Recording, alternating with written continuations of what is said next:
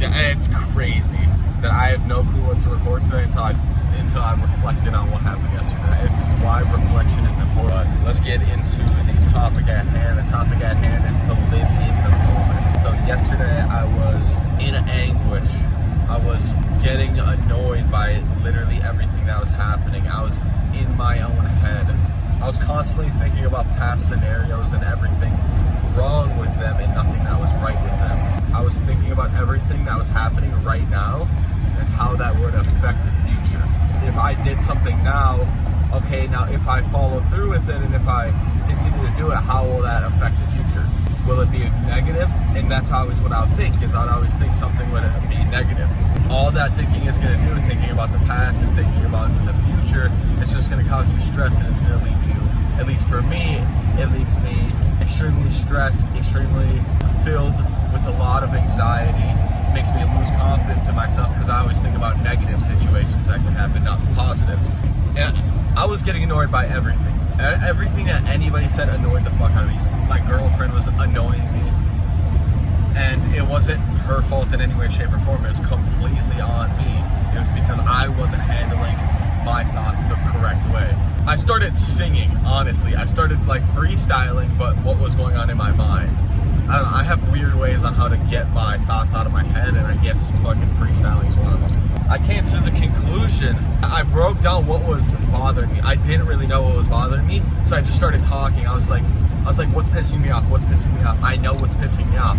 Something's pissing me off, and I will figure it out. And then I found out that my girlfriend said something. What was pissing me off is something that hasn't even happened yet. I was thinking about what if. And if a statement starts with what if, it immediately is going to add stress into your life because it's a scenario that you yourself is not thinking about. It's a scenario that your subconscious is thinking about. No, honestly, not even your subconscious. Your conscious is thinking about that hasn't played out yet. When you say what if, you're thinking about what if this happens.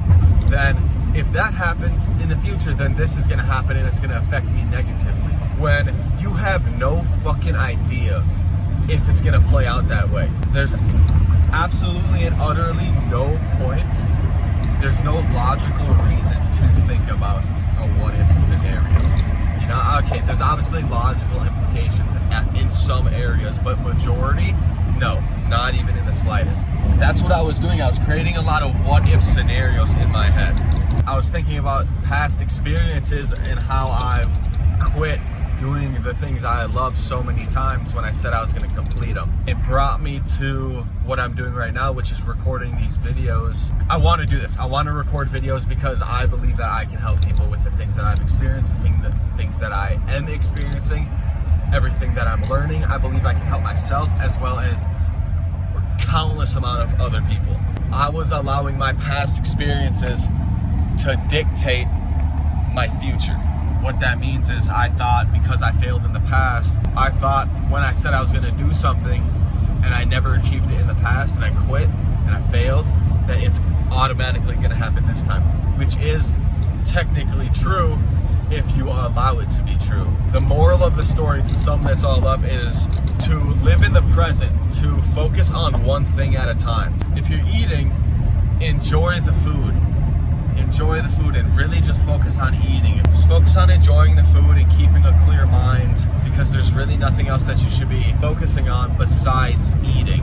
Even if you're trying to listen to a podcast, you're not even going to be able to take that podcast in full.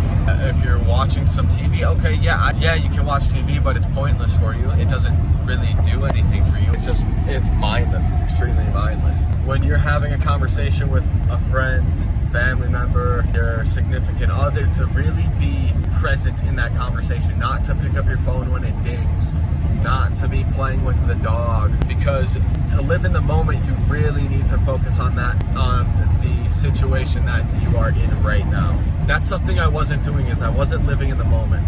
When I was working, I was in anguish of a past or present experience that never happened yet, or that did happen that was out of my control. So there's no point to think about it logically.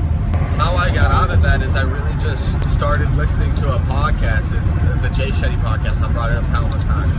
It's just putting me in that headspace of me going into that headspace of wanting to better myself. I paused the podcast and I was like, okay, let's figure this out. Let's figure out why the fuck I am genuinely like pissed off right now and sad and not depressed, but anxious and stressed. It was because I wasn't living in the moment.